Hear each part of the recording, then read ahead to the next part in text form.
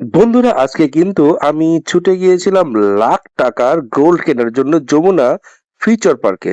তো বন্ধুরা, ঈদের কারণে কিন্তু রঙিন সকল ধরনের সাজসজ্জায় সেজে আছে পুরো ঢাকা শহর। আর তার সাথে কিন্তু যমুনা ফিউচার পার্কও কিন্তু কোনো অংশেই কমতি নেই, কারণ প্রচুর প্রচুর লাক্সারিয়াস ভাবে লাইটিং টাইটিং শাইটিং করা হয়েছে এই যমুনা ফিউচার পার্ক। বন্ধুরা, পুরা এশিয়ার মধ্যে কিন্তু দ্বিতীয় বৃহত্তম এই শপিং মল আপনাকে ওয়েলকাম।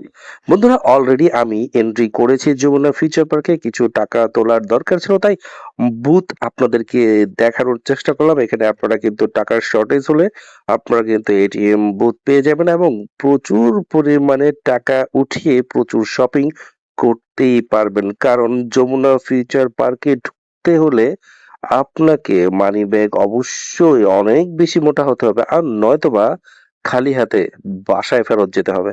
বন্ধুরা, এই জন্যই বলছি পজিটিভলি নেবেন। এই জন্যই বলছি এখানে যত ধরনের বড় বড় শোরুম গুলা রয়েছে, সবকটি ব্র্যান্ডের শোরুম কিন্তু এই যমুনা ফিউচার পার্কে আপনারা পেয়ে যাবেন। আগের মতো কিন্তু একদম ছিমছাম পরিবেশ নেই, এখন কিন্তু অনেক বেশি শপ হয়েছে। প্রত্যেকটা শপ কিন্তু এখন কানায় কানায় পরিপূর্ণ। বন্ধুরা, অবশ্যই ঈদ শপিং করবেন এই যমুনা ফিউচার পার্ক থেকে, যদি বাজেট ফ্রেন্ডলি হয় আর বাজেটের মধ্যে যদি হয়।